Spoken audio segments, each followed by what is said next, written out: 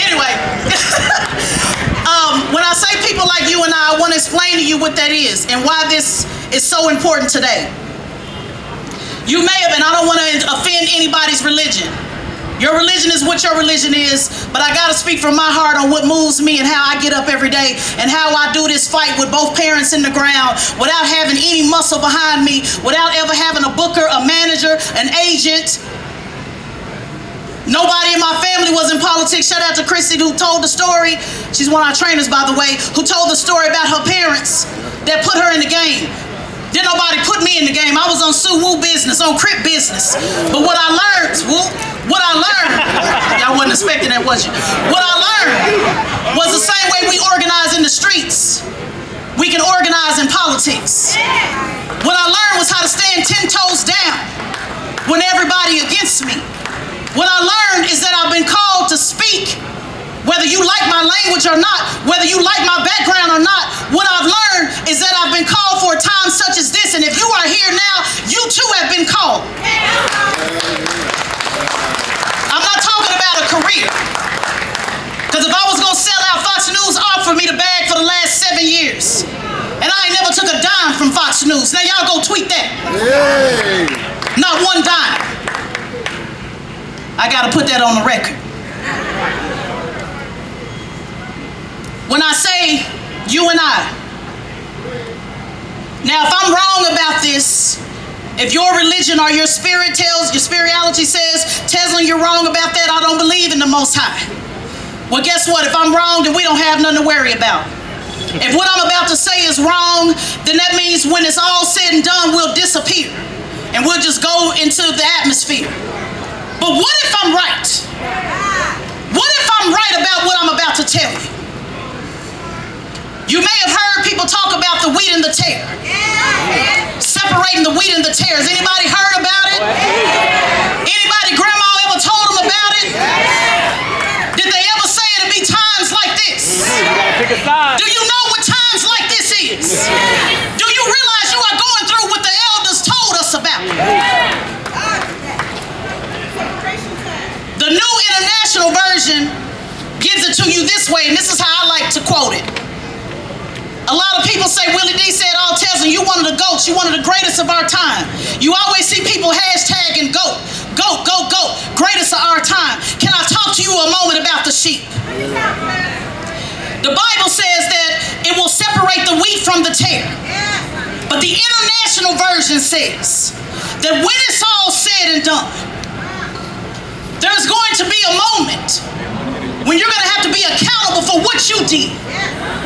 Not challenging me on Twitter space, but accountable for what you have done. And the same way I see this crowd, they say that it's going to divide up down the middle. And it will be a separation from the sheep and the goat.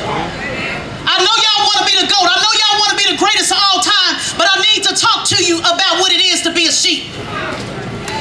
And a sheep don't mean go along to get along. A sheep don't mean fold when they come against you like a lot of our brothers and sisters are having to deal with in the media. A sheep don't mean I'm just going to do whatever they say. A sheep is about the shepherd's business. And the question will be asked, have you been about the shepherd's business? Do you know what the shepherd's business is? That's about the least of these. When I was in prison, did you come see me? When I was hungry, did you feed me? When I was lost, did you find me? When I was homeless, did you give me a place to lay my head? That's the shepherd's business. Some of you are agents of chaos. You're doing the work of the enemy. But I came to speak in your life for those who are about doing the shepherd's business and the work of God, God's true people. And if you are about the shepherd's business, then you will find yourself doing the work even when don't nobody stand by you. You'll find yourself doing the work when they talk about you on Twitter. You'll find yourself doing the work when the HR manager call you in the job and say, was that you on social media? Yeah. I know y'all don't want to put your real name out there because I know you got something to lose, but you're talking to a bride that lost it all. So I move different because I don't have no problem being an Uber driver. I didn't have no problem going to sell shoes at dealers for $12.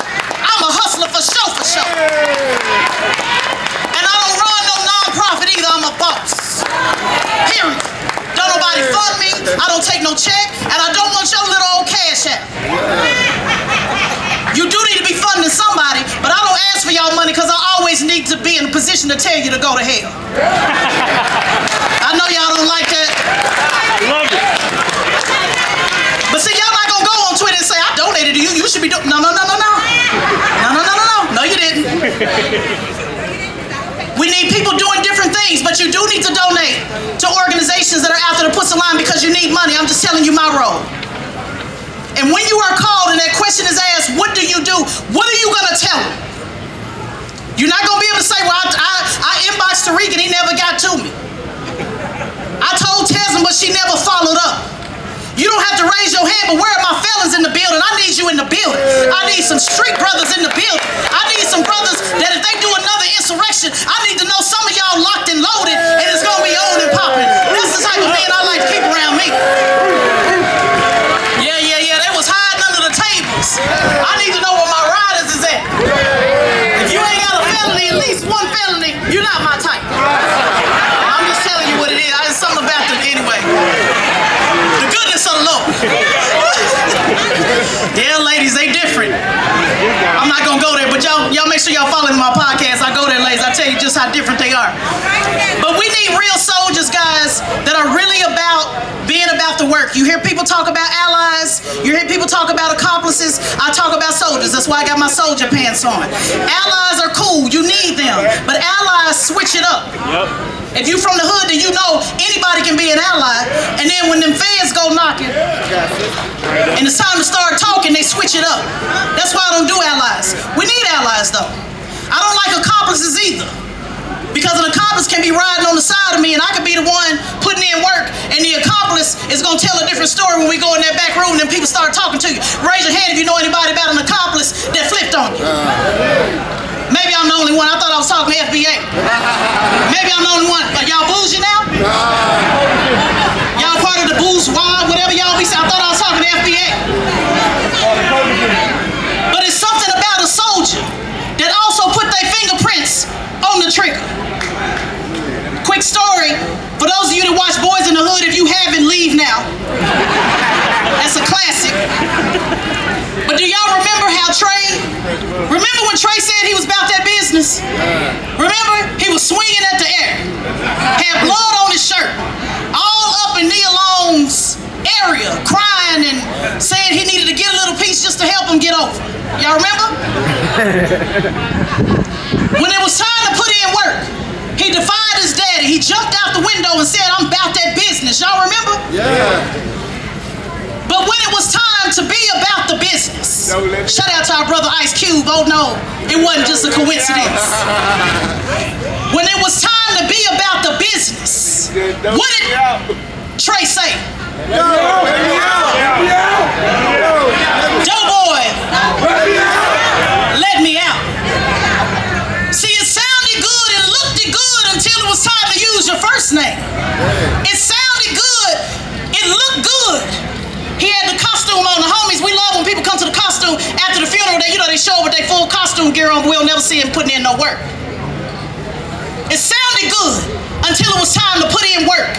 And you notice how Ice Cube turned to our brother and looked at him with that look like we knew you wasn't about this business anyway. And he went ahead and let him out the car. I need you to let people in your life out the car. I need you to be comfortable going by yourself. I need you to be the Ice Cube in the movie and be willing to put in work by yourself. And when you go put in work, just like in the movie, I need you to get up out the car, because he could have just put in work, but he got out the car and he did it face to face, so you can know exactly who did what. That's the type of soldiers I'm looking for. Because it was never meant for Trey to be a soldier. He needed to go on to Morehouse. We need our scholars. Y'all go on with y'all book reading self. We need our scholars. But we need some cubes too. We need some riders too. By the way, street men read more books than all of y'all, but I'll leave that for another conversation. But we need some cubes that's willing to put in the work. And the work ain't about chattering, tweeting on your belly on Twitter with your legs legs all crossed up. This how they be doing. I wish I could get on this floor and show you how they be doing. Bring back men that know how to stand up. Stop tweeting on your belly. Crying and tweeting all day long. I ain't never seen nothing like it. Bring the real G's back from the 90s. Get them, Taz. I need you to be okay being by yourself. Because look around you, family, you're not alone. Okay. You may be alone in your city. You may be the only one in your family.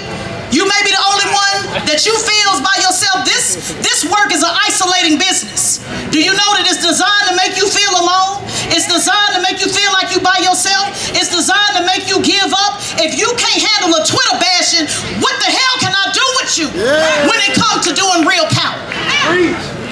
Say that.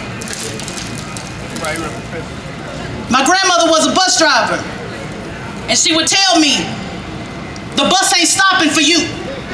She wanted me to be ready at a certain time. My bad. Even my grandma wasn't going to circle the block to come get me, because what she was teaching me was the discipline to be ready.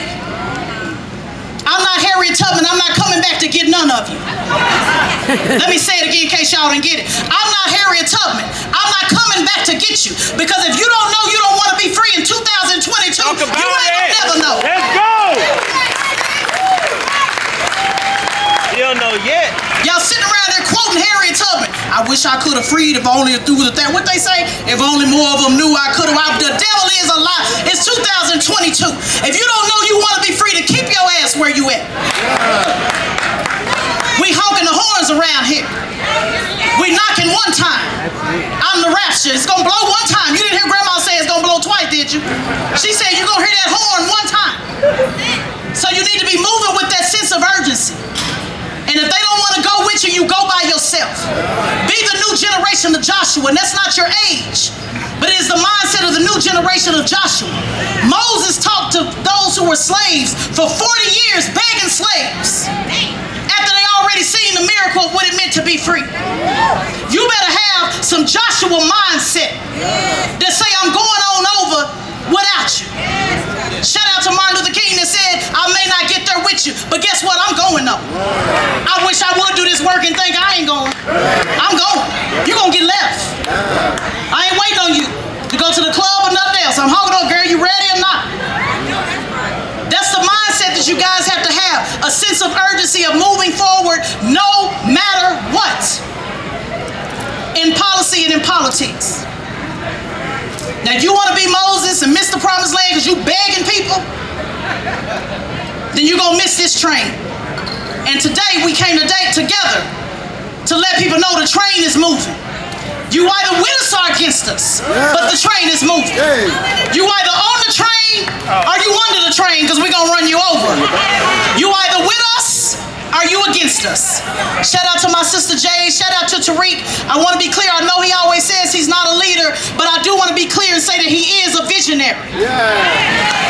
Give a round of applause for Tariq. He's a visionary. He saw y'all in this crowd when others couldn't see it, including me, because I was nervous, y'all. I ain't gonna lie. I didn't know if y'all was gonna show up. But he kept his cool and he said they coming. He kept his cool and said, all I gotta do is put out the siren and they coming.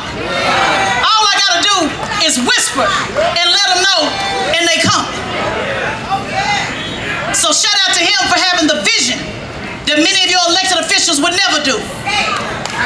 And I respect him for that. I don't agree with everything he do and how he do it. But I respect consistency. I respect riders. I respect those that's willing to call out the powers that be on a daily